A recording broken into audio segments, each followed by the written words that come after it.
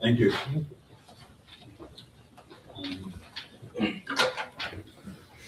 Name is Zulfi Bukhari. I'm a former minister in Imran Khan's cabinet. I'm here to raise a particular point, and that is the human rights abuse and violations on Imran Khan, his wife, and his political party, Pakistan Tehreek-e-Insaf. In May 2023, in May 2023, Imran Khan was arrested following another 13,000 people's arrest that were put in jail, lots of forced disappearances, and ultimately leading up to the election where our back, which is our political symbol from the beginning and the creation of our party, was stripped away from us, making it very difficult for people to recognize the symbol on election day. However, prior to election, there was an unbelievable amount of rigging, which has been reported by all independent observers across the world. Regardless, Pakistan Tehreek-e-Insaf ended up becoming the largest political party in parliament, and after which the crackdown only got even stronger and harder and harsher. Imran Khan today has been in prison for over 2.5 years. He hasn't had any interaction with the outside world for maybe over a good 60 days.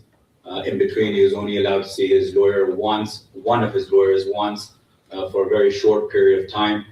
His health is deteriorating with an issue with his right eye, where he had lost 85% of his vision.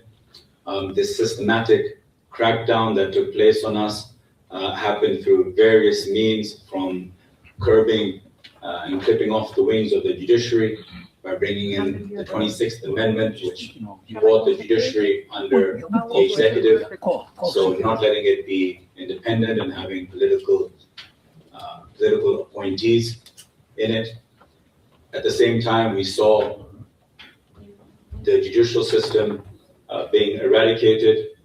For the first time, we saw over 100 or maybe 104 people convicted in military courts, civilians being convicted in military courts, out of which one was Hassan Khan Niazi, Imran Khan's nephew, who still is in prison after his conviction. On November 26, we saw a massacre take place in Pakistan, where thousands of people came out on the road to protest against what the clampdown on Imran Khan and his party. Over a dozen people got killed. Malik Idris, one of my supporters, was also shot dead. BBC reported it.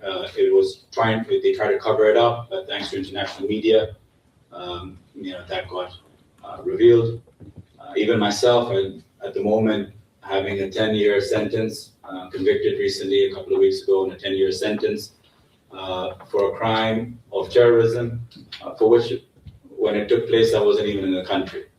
So it kind of shows you what is happening. Honorable guest earlier mentioned Iman Mazari and her husband Hadi, who have been sentenced to 17 years for a social media post. This gives you an indication of where Pakistan is. Most of our top-tier leadership is either in hiding or in prison. We have a 2-time foreign minister, Shah Mahmood Qureshi, extremely respectful human being, in prison. We have a 70-year-old former health minister who is in prison simply because she defeated the current prime minister's brother in the election, but overnight the result was overturned. We've got journalists that have been assassinated.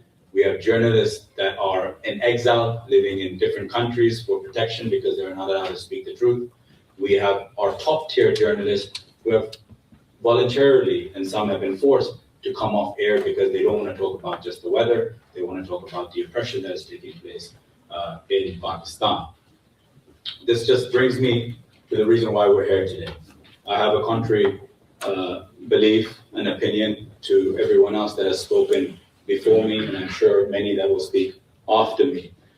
Pakistan must remain with the status of the GSP Plus framework. In fact, more of it is better for the country.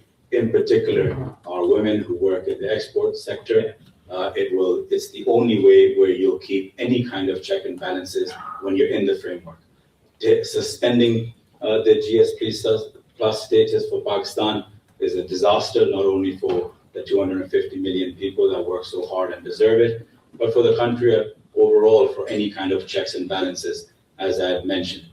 The GSP plus status means a lot to my people. I know it better than most, and I fully endorse it. But what I do say is that the checks and balances must take place, and there must be a better framework to make sure that Pakistan abides by the ICCPR and the Convention Against Torture and the core ILO conventions. Mr. Bukhari, I think the time is after. Sure. And what we are calling, maybe I should clarify, there is a leverage the European Commission has over Pakistan. Wars don't help. This leverage is GSP plus status. We are not asking to stop it. We are asking to suspend it for Pakistan. So maybe then government will become serious. So this is my remark to your remark. Just so I can just complete. We had a working, I'll just come to your point. We had a working group opinion, a decision made by the working group, UN working group on arbitrary detention. Our request is fairly simple. The working group opinion came out maybe over 18 odd months ago, and we request that a stronger follow-up takes place, which it was a unanimous decision that Imran Khan is illegally in prison, along with the special rapporteur on torture, which announced that the conditions Imran Khan is residing in is unacceptable and illegal. Again, let it be a suspension, let it be taking it out of the framework of the GSP plus.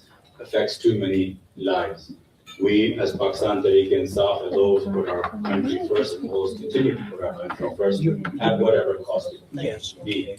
We don't believe in any separatist movement. We believe in unifying all provinces as one, as Pakistan, and we stand up and we stand with our state against anything that hurts the country or tries to disfigure Pakistan in any way or so. Thank you.